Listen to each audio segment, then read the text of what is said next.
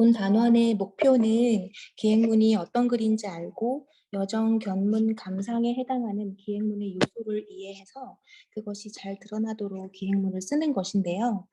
저는 기행문을 쓰는 차시랑 여행지 안내장을 만드는 마지막 차시에 아이패드 활용 수업을 적용해 보았습니다. 먼저 기행문을 써보는 차시는 개인별 과제로 부여하였고 넘버스를 활용했습니다. 화면과 같이 정해진 틀 없이 각자 자유롭게 기행문을 쓸 장소를 떠올리는 활동을 전개했고요. 장소를 이렇게 정한 후에는 제가 제공한 시트의 표에 글을 쓸 준비와 그리고 글의 짜임을 구상할 수 있도록 이렇게 내용을 입력하도록 하였습니다. 이 차시는 모둠별로 과제를 부여해서 공동 작업을 할 수 있도록 했습니다. 이 시트의 틀은 제가 모둠 이름 정할 때 주로 활용하는 방식인데 본 수업에서는 가본 적이 있거나 혹은 가보고 싶은 여행지를 말하고 의견을 같이 하는 인원수에 해당하는 공간에 내용을 적어서 모둠원 모두가 원하는 장소 중에서 한 곳으로 최종 결정을 하도록 했습니다.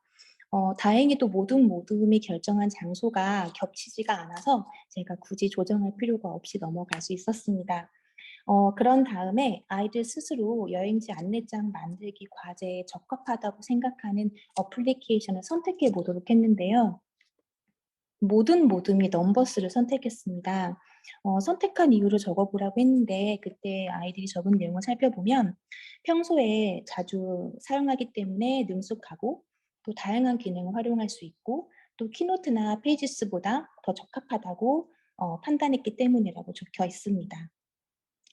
이러한 과정들을 통해서 안내장의 내용을 또 이렇게 구상을 하고요. 내용들을 정리해서 그런 후 공동 작업을 통해 안내장을 이렇게 만들어 보도록 하였습니다.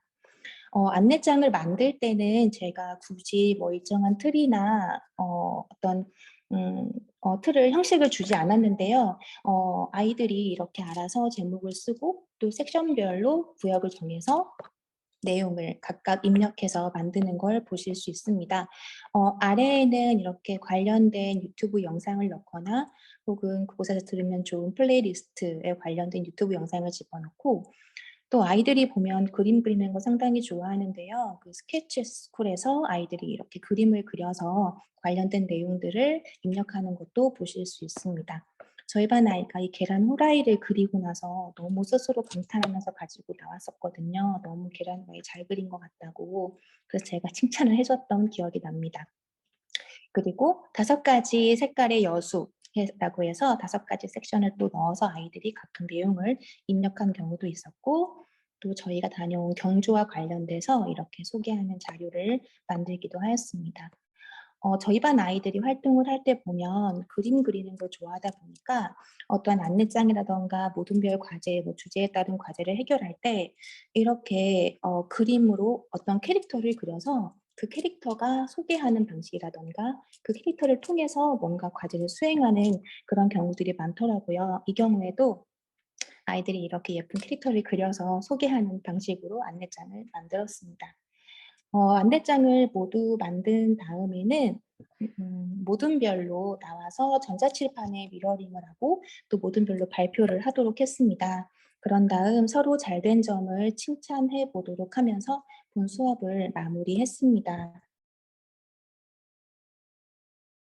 제가 처음으로 한 활동은 '나는 누구일까요?'라는 주제로 자신의 이해를 좀 자신에 대한 이해를 높이기 위한 활동을 했는데 이 활동에서 좀 인상 깊었던 부분은 여기 15문 15 답이라고 해 가지고 아이들이 본인에 대해서 좀 질문을 답을 써 보면서 나는 누구인지를 먼저 알아보는 그런 자기 이해 활동이 을 해 봤는데 좀 여기에 인제 그 나와 있는 좀 내용을 좀 보면은 아이들이 인제 뭐 좋아하는 노래 제목 노래는 뭐 곰새마리라고 답한 좀 순수한 아이들도 있고 그 오른쪽 학생 같은 경우에 보면은 태권도를 굉장히 인제 좀 좋아해서 학교에도 올 때 거의 항상 태권도 도복을 입고 거의 항상 오거든요. 그래서 태권도에 대한 관심이 높다는 좀 이런 점도 좀 알 수 있었고 그리고 15번 문항 같은 경우에는 제가 인제 일부러 비어서 스스로 질문을 만들어서 답을 해볼 수 있게 해 봤는데 왼쪽 학생 같은 경우에 이제 공부를 가장 열심히 했을 때는 해서 지금이라고 하는데, 제가 요즘에 아이들 공부시키는 거에 굉장히 좀 열을 올리고 있거든요. 그래서 수업 마치고 거의 뭐 좀 남아서 하는 아이들 좀 많아서 그런지 아이들이 이제 공부에 좀 최근에 관심도 좀 많이 갖게 됐고, 좀 그런 아이들의 관심사가 최근 무엇인지도 좀 알 수 있는 그런 부분이었다고 생각이 듭니다. 다음에 이제 나와 있는 두 활동들은요. 여기 나와 있는 두 활동들은 그 주니어 커리어넷 사이트를 활용한 수업을 해봤습니다. 첫 번째 이제 활동은 나의 적성 파악하기 활동인데요. 패드를 활용해서 어, 그 주니어 커리어넷 사이트의 고학년 진로 흥미 탐색에서 폴란드 흥미 유형 검사를 실시하고, 그 결과를 학습지에 정리한 다음에 자신의 어떤 관심사와 연관 지어보는 그런 활동입니다. 아이들이 평소에 온라인으로 MBTI 검사를 좀 간이 검사를 많이 해봐서 그런지 본 활동은 어려움 없이 잘 수행할 수 있었습니다. 결과 부분에서는 개인별로 추천하는 직업이 제시가 되는데, 뭐 법률과 의료인 이런 것들이 나온 아이들 경우에는 너무 좀 과분한 게 아니냐라고 좀 쑥스러워하는 아이들도 좀 있었고요. 그 외교관이 뭐예요? 연출가가 뭐예요? 이런 좀 질문을 하는 질문으로 인해서 제가 오히려 좀 당황을 했었던 그런 기억도 있었습니다. 그리고 여기에서 그 넘버스를 활용한 굉장히 좀 장점이 하나 나와 있는데, 하나 엿볼 수 있는데요. 제가 좀 활용한 이 학습지들은 다 그 기존에 저희가 이제 많이 활용하는 한글 파일 있잖아요. 그거를 이제 그 파일 형식을 JPG 이미지 파일로 저장을 해서 여기 이제 넘버스에 넣는 이런 방법으로 저는 아주 쉽게 이제 그 학습지를 좀 만들었습니다. 그래서 선생님들마다 넘버스 학습지 제작하시는 나름의 방법이 있으시겠지만, 저는 이제 일반적으로 가장 많이 학교에서 사용하는 한글 파일을 활용해서 이렇게 좀 쉽게 만들었다는 점에서 이 넘버스가 굉장히 좀 유용하구나라는 좀 그런 생각이 들었습니다. 그리고 아이들이 학습지를 작성할 때 어, 직접 자기가 펜슬로 이렇게 글씨를 쓰는 학생도 있었지만, 좀 악필이다, 글씨를 잘 못 쓴다, 그런 부분이 좀 걱정되는 친구들은 텍스트 넣기 그 기능을 활용해서 이런 식으로 좀 깔끔하게 넣어 보기도 하였습니다. 자, 그리고 다음 활동은 이제 그 진로 탐색하기 활동인데요. 이 활동은 주니어 커리어넷에서 주니어 진로 카드라는 것을 이용해서 뭐 미래의 직업 트렌드, 나의 진로 가치 등을 탐색해보는 그런 활동을 해봤고요. 다양한 직업의 세계에 대해서 탐색을 해보는 것이 제가 한 이 진로 체험, 진로 수업의 핵심인데요. 아이들에게 이 부분이 가장 좀 유용했다라고 좀 생각이 들었습니다. 직업의 세계가 정말 다양하고 어, 학생들의 가능성이, 나의 가능성이 무궁무진하다, 좀 이런 인식을 많이 심어주면서 수업을 계속 진행했었던 기억이 납니다. 그리고 직업 카드 만들기 활동도 했었는데요. 이 부분에서 또 이제 넘버스에 굉장히 좀 유용한 좀 그런 부분이 좀 더 발휘가 되었던 것 같습니다. 그 관심 있는 직업을 골라서 구체적으로 좀 조사를 해보는 활동을 시켜봤는데요. 종이 활동지에서는 좀 제약이 있는 그런 부분인 사진과 영상을 손쉽게 첨부를 할 수 있다는 그런 점이 굉장히 좋았던 것 같습니다. 이런 활동을 통해서 학생들의 활동 결과 이제 제가 분석을 해보니까 학생별로 성별에 따른 차이가 좀 굉장히 극명하게 나뉘었습니다. 그림 그리기를 좋아하는 좀 여학생들 같은 경우에는 여기 나와 있는 것처럼 웹툰 작가, 이 두 그 활동지가 다 여학생들 거거든요. 웹툰 작가를 이렇게 공통적으로 한 아이들이 좀 있었고, 남학생들 같은 경우에는 뭐 이제 대부분이 저희 반 남자애들 7명 중에 6명이 운동선수를 좀 선택을 해서 조사를 한 경우가 좀 많았다는 부분도 좀 굉장히 흥미로웠던 부분이라고 생각이 듭니다. 그 마지막 활동은 이제 롤 모델 정하기인데요. 그 본 활동은 학생들이 어떤 그 진로에 대한 목표를 좀 더 구체적으로 구체화시켜보는 그런 활동이라고 할 수 있겠습니다. 여기 보면 이제 발레에 관심이 많은 학생도 있고요. 그 아까 태권도복을 주로 이제 입고 학교에 온다고 말씀을 드렸던 그 학생 같은 경우에 이제 그 이주영 선수라고 저도 잘 모르는 뭐 선수인데, 이런 부분에 대해서 이제 조사를 해서 그리고 이제 좀 장난기가 좀 많은 친구여서 좀 자신의 얼굴을 그 핸드폰 그 필터 기능을 이용해서 이렇게 막 시키지도 않은데 꼭 이런 행동을 좀 많이 하더라고요. 이렇게 하기도 했고요. 그리고 이제 남학생들 같은 경우에는 게임을 좀 좋아하는 애들은 여기 나와 있는 그 롤 프로게이머죠. 페이커.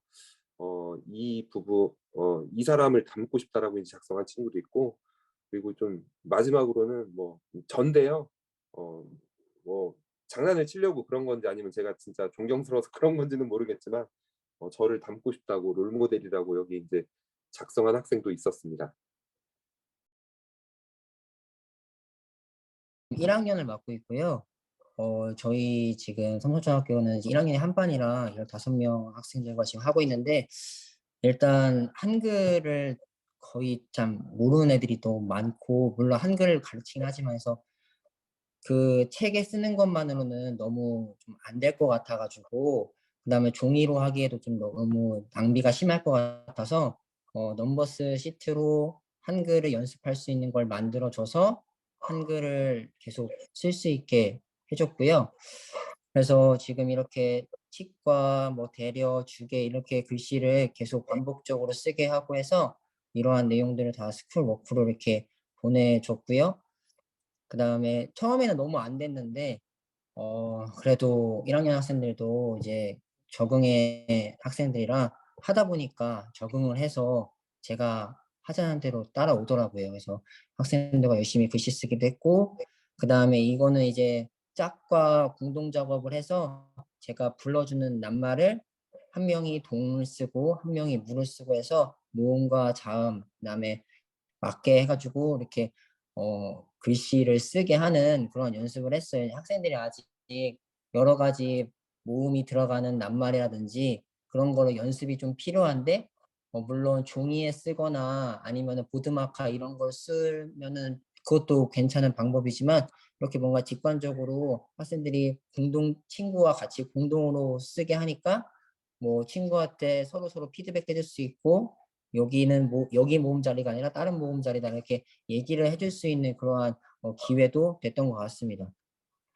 그다음에 학생들이 일단은 저희 글씨를 쓸 수가 일단 없어서요. 이제 왜냐면 이제 자판을 쓸 수도 없고, 그다음에 뭐 넘버스에다가 같이 뭐 공동으로 글씨 쓰는 건 더더욱 어려워서 거의 그림 위주로 했습니다. 그래서 봄 단원에 씨앗 강낭콩의 씨앗을 관찰해서 자기가 강낭콩을 직접 심어보고, 그다음에 새싹이 자라서 강낭콩이 커가는 그 모습을 이렇게 그림으로 표현을 해서 학생들에게 이제 한 명 한 명씩 공유를 해줘 가지고 같이 학생들이 어떻게 그렸는지 같이 살펴보고, 그다음에 아직 1 학년 애들은 뭐 그런 기능까지 안 돼 가지고 그냥 서로 발표를 하고, 어떤 친구는 어떻게 표현했는지, 어떤 친구는 어떤 색깔로 표현했는지 그렇게 강낭콩과 자기가 키운 화분의 모습을 이렇게 표현을 했습니다. 그다음에 이제 요거 같은 경우에는 이제 봄동산, 내가 봄에 어떠한 나들이를 갔는지 이런 것들을 화면을 주면 애들이 열심히 색칠을 하고 그림을 그리고 해 가지고 자기만의 봄 나들이 모습을 이렇게 꾸며 가지고 발표하고, 그러한 활동 위주, 그러니까 그림과 간단한 낱말 연습 위주로 많이 했고요. 그다음에 이거는 이제 제가 이제 가족 구성원의 특징을 이제 어떻게 표현할 수 있을지 그 표현 방법을 연구하면서 가족 구성의 특징에 따라서 그림을 한번 그려보는 활동을 했어요. 그래서 뭐 턱수염이 있는 아빠는, 그래서 1번 모둠의 1번 친구는 1번 그림을 그리고 모둠의 2번 친구는 2번 그림을 그려서 서로 공동 작업을 통해서 학생들이 가족 구성의 특징을 잘 표현했는지 그런 것들을 서로 실시간으로 확인하고, 그다음에 모둠에서 했던 거를 공유 기능을 통해서 같이 보면서 어떤 친구가 어떻게 표현을 잘했는지, 그리고 어떤 걸 조금 더 표현하면 좋을지 그러한 것을 서로 이야기하면서 피드백을 주고받았습니다. 네, 아직 1학년 학생들이라 아직 저희 반 학생들이 아직 한글을 모르는 학생들도 거의 절반이 넘고, 저희 반에 특수 학생들도 4명이나 있고 해서 뭔가 수업이 원활하게 잘 되지는 않아요. 원활하게 잘 되지는 않는데, 그래도 주어진 환경 내에서 학생들에게 어떻게 하면 조금 더 에듀테크를 잘 활용하면서 학생들이 수업을 받을 수 있을까를 고민하면서 수업을 지금 1학기 동안 진행을 했습니다. 이상입니다.